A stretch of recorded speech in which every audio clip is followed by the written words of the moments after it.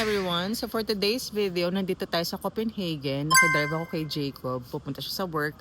Tapos ako gagala muna while waiting for him. Syempre, kailangan babantayan ko yan. Pag mga ganyang gwapo yung mga asawa ninyo, babantayan nyo. Para yung mga chikas, hindi pagala-gala sa gilid-gilid. So ngayon, isasama ko kayo. Nandito ako sa Copenhagen. As what I've said, pupunta tayo dito sa... Dito. O, diba? By appointment to Her Majesty, the Queen of Denmark. Social. Kita nyo yan ha, para sa mga majesties daw. O sige, pupuntahan natin yan. Tingnan natin kung magwawaldas tayo ng salapi dyan sa lugar na yan.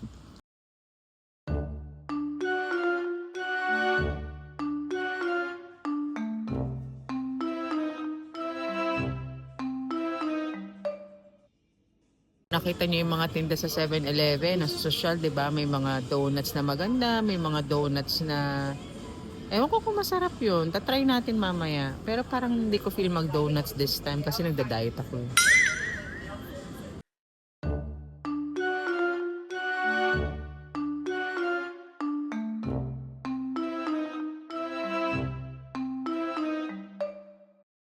Alam ko yung mga hinahanap nyo yung siopaw tsaka yung malaking hotdog. Wala dito niyan sa Denmark.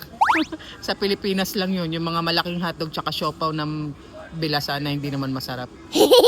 Okay, we just finished in 7-Eleven and as per the usual, wala naman akong binili. Talagang hindi naman ako talaga bumibili. Talagang pag pumupunta ako sa mga shopping malls, nag-window shopping lang talaga ako. So kunyari bibili pero hindi naman. So wala silang nabudol sa akin. That's life of a mayaman.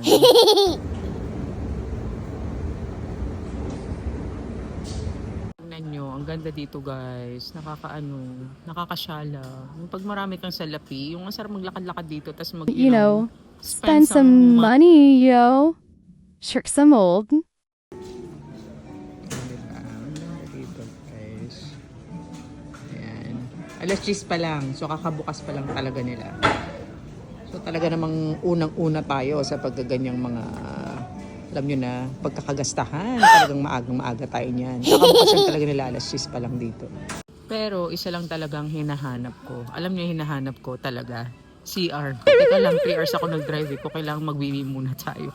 Wee break muna guys. Ang cute ng mga bata oh. Tahimik na tahimik lang talaga sila guys. Ang babait na bata. Talaga mga well-behaved. Good guys, well-behaved kids.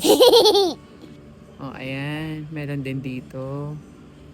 Tapos may lounging area sila dito. Social no? Okay lang.